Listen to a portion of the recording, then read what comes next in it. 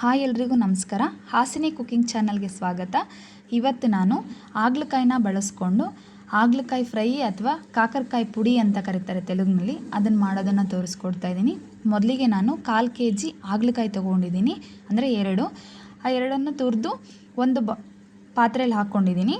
ಅದಕ್ಕೆ ಸ್ವಲ್ಪ ಅರಿಶಿಣ ಮತ್ತು ಉಪ್ಪನ್ನ ಸೇರಿಸ್ಕೊತಾ ಇದ್ದೀನಿ. ಚೆನ್ನಾಗಿ ಮಿಕ್ಸ್ ಮಾಡ್ಕೊಬೇಕು. ಅದರಲ್ಲಿ ಕಹಿ ಅಂಶ ಇದ್ದರೆ ಸ್ವಲ್ಪ ಕಮ್ಮಿ ಆಗುತ್ತೆ ಅಂತ ಹೇಳ್ತಾರೆ, ಅದರಿಂದ. ಈಗ ಅದಕ್ಕೆ ಒಂದು ಪ್ಲೇಟ್ ಮುಚ್ಚಿ 1 ಗಂಟೆ ಸೈಡಲ್ಲಿಡೋಣ. ನಂತರ 1 ಗಂಟೆ ಆದಮೇಲೆ ಅದನ್ನು ಚೆನ್ನಾಗಿ, ಅದು ರಸ ಇರುತ್ತಲ್ವ ಅದೆಲ್ಲ ಬಿಡಬೇಕು. ಆ ರೀತಿ ಚೆನ್ನಾಗಿ ಹಿಂಡ್ಕೊಂಡು ಒಂದು ಪ್ಲೇಟಲ್ಲಿ ಇಟ್ಕೋತಾ ಇದ್ದೀನಿ. ನೀವೇ ನೋಡ್ತಾ ಇದ್ದೀರಲ್ವ, ನಾನು ಅದಕ್ಕೆ ಒಂದು ಹನಿ ಸಹ ನೀರನ್ನು ಸೇರಿಸಿಲ್ಲ, ಅಷ್ಟು ನೀರು ಬಿಟ್ಕೊಂಡಿದೆ ಅದು. ಇದನ್ನು ನಾನು 1-2 ಸಲ ನಾನು ವಾಶ್ ಮಾಡ್ಕೋತೀನಿ, ಯಾಕಂದರೆ ಮಕ್ಕಳು ತಿಂತಾರಲ್ವ, ಹಾಗಾಗಿ. ಸಕ್ಕರೆ ಕಾಯಿಲೆ ಇರೋರು ತಿಂತಾರೆ ಅನ್ನೋಗಿದ್ರೆ 1 ಸಲ ವಾಶ್ ಮಾಡ್ಕೊಳ್ಳಿ ಸಾಕು. ಸ್ವಲ್ಪ ಅವರಿಗೆ ಕಹಿ ಇದ್ರೇ ಒಳ್ಳೆಯದು. ನಾವು ಹೇಗೆ ಮಾಡ್ತೀವಿ ಅಂದರೂ ಕಹಿ ಅಂಶ ಇದ್ದೇ ಇರುತ್ತೆ, ಆದರೂ ಇದು ಸ್ವಲ್ಪ ಕಮ್ಮಿ ಇರುತ್ತೆ ಇದರಲ್ಲಿ. ಈ ರೀತಿ 1 ಸಲ ಟ್ರೈ ಮಾಡಿ ನೀವು ಸಹ.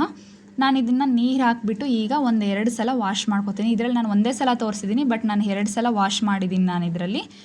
ಈಗ ಅದಕ್ಕೆ ಒಗ್ಗರಣೆ ಮಾಡ್ಕೊಬೇಕಲ್ವ, ಹಾಗಾಗಿ ಚೆನ್ನಾಗಿ ಹಿಂಡ್ಕೋಬೇಕು. ಇದರಲ್ಲಿ ಒಗ್ಗರಣೆಯಲ್ಲಿ ನೀರಿನ ಅಂಶ ಇದ್ದರೆ ಜಾಸ್ತಿ ಸಿಡಿಯುತ್ತೆ, ಹಾಗಾಗಿ ನೀರಿನ ಅಂಶ ಇರಬಾರ್ದು, ಅಷ್ಟು ಹಿಂಡ್ಕೊಳ್ಳೋಣ. ಇದನ್ನು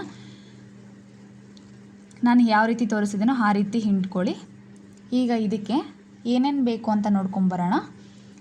ಸಾಸಿವೆ ಸ್ವಲ್ಪ, 1-2 ಮೆಣಸಿನ್ಕಾಯಿ, 4 ಎಸಳು ಬೆಳ್ಳುಳ್ಳಿ, ಸ್ವಲ್ಪ ಕರಿಬೇವು, 1 ಸ್ಪೂನ್ ಖಾರದ ಪುಡಿ, 2 ಸ್ಪೂನ್ ಎಣ್ಣೆ, ಸ್ವಲ್ಪ 1 ನಿಂಬೆಹಣ್ಣು ಗಾತ್ರದ ಹುಣಸೆಹಣ್ಣ ನೆನೆಸಿ ಅದು ರಸ ತೊಗೊಂಡಿಟ್ಕೊಂಡಿದ್ದೀನಿ. ಅದಕ್ಕೆ ನೀರು ಜಾಸ್ತಿ ಹಾಕ್ಬಾರ್ದು, ಗಟ್ಟಿನೇ ಇರಬೇಕು ಹುಣಸೆಹಣ್ಣು ರಸ.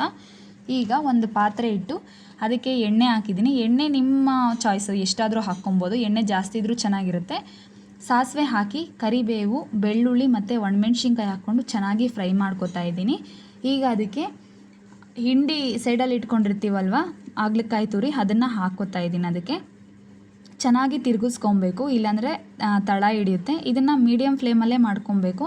ಸುಮಾರು 10 ನಿಮಿಷ ಆದರೂ ತಗೊಳ್ಳುತ್ತೆ ಇದು ಮಾಡೋದಕ್ಕೆ. ಚೆನ್ನಾಗಿ ಫ್ರೈ ಮಾಡ್ಕೊಂಡಷ್ಟು ಸ್ವಲ್ಪ ಕಹಿ ಅಂಶ ಕಮ್ಮಿ ಇರುತ್ತೆ ಇದು, ಹಂಗಾಗಿ ಚೆನ್ನಾಗಿ ಫ್ರೈ ಮಾಡ್ಕೊಂಡ ನಂತರ ನಾವು ಇದರಲ್ಲಿ ಫಸ್ಟೇ ಸ್ವಲ್ಪ ಉಪ್ಪನ್ನು ಸೇರಿಸಿರ್ತೀವಲ್ವ, ನಾವು ಎಷ್ಟು ಸಲ ತೊಳ್ಕೊಂಡ್ರು ಲೈಟಾಗಾದರೂ ಉಪ್ಪಿನ ಅಂಶ ಇದ್ದೇ ಇರುತ್ತೆ ಅದರಲ್ಲಿ. ಇದು ಬೆಂದಿದೆ ಅಂತ ಹೆಂಗೆ ಗೊತ್ತಾಗುತ್ತೆ ಅಂದರೆ ಲೈಟಾಗಿ ಸ್ವಲ್ಪ ಕಲರ್ ಚೇಂಜ್ ಆಗುತ್ತೆ, ಹಾಗೆ ನೋಡ್ಕೊಂಡು ತಿಳ್ಕೊಬೋದು.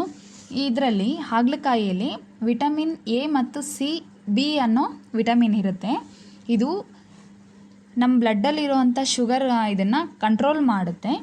ಹಾಗಲಕಾಯಿಯಲ್ಲಿ ನಾರಿನಂಶ ಹೆಚ್ಚಾಗಿರುತ್ತೆ, ಅದರಿಂದ ಜೀರ್ಣಕ್ರಿಯೆ ಮತ್ತು ಮಲಬದ್ಧತೆಯನ್ನು ತಡೆಯುತ್ತೆ. ಜೀರ್ಣಕ್ರಿಯೆ ಚೆನ್ನಾಗಿ ಮಾಡುತ್ತೆ ಇದು, ಮಲಬದ್ಧತೆಯನ್ನು ತಡೆಯುತ್ತೆ, ರೋಗ ನಿರೋಧಕ ಶಕ್ತಿಯನ್ನು ಸಹ ಹೆಚ್ಚು ಮಾಡುತ್ತೆ.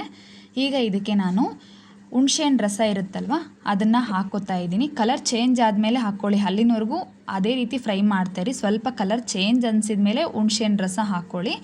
ಈಗ ಅದಕ್ಕೆ ಸ್ವಲ್ಪ ಉಪ್ಪು ಹಾಕ್ತಾಯಿದ್ದೀನಿ ನಾನು, ರುಚಿಗೆ ಅಂದರೆ ನೋಡ್ಕೊಂಡು ಹಾಕ್ಕೊಳ್ಳಿ, ನಿಮಗೆ ರುಚಿಗೆ ಎಷ್ಟು ಬೇಕೋ ಅಷ್ಟು ಹಾಕ್ಕೊಳ್ಳಿ. ನಾನು ಸ್ವಲ್ಪ ಹಾಕಿದೆ. ಈಗ ಅದಕ್ಕೆ ಖಾರದ ಪುಡಿ, ಖಾರಕ್ಕೆ ನಿಮಗೆ ಖಾರ ಜಾಸ್ತಿ ಬೇಕು ಅಂದರೆ ಸ್ವಲ್ಪ ಜಾಸ್ತಿ ಹಾಕ್ಕೋಬೋದು. ನಮ್ಮ ಮನೇಲಿ ಮಕ್ಕಳು ತಿನ್ನೋದ್ರಿಂದ ನಾನು ಜಸ್ಟ್ 1 ಸ್ಪೂನ್ ಹಾಕಿದ್ದೀನಿ.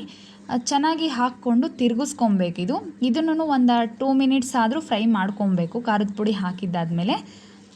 ಇನ್ನೂ ಯಾರಾದರೂ ನಮ್ಮ ಚಾನಲ್ನ ವಿಸಿಟ್ ಮಾಡಿಲ್ಲ ಅಂದರೆ ದಯವಿಟ್ಟು ವಿಸಿಟ್ ಮಾಡಿ, ಸಬ್ಸ್ಕ್ರೈಬ್ ಮಾಡ್ಕೊಳ್ಳಿ, ಬೆಲ್ ಬಟನ್ನ ಕ್ಲಿಕ್ ಮಾಡಿ. Thank you.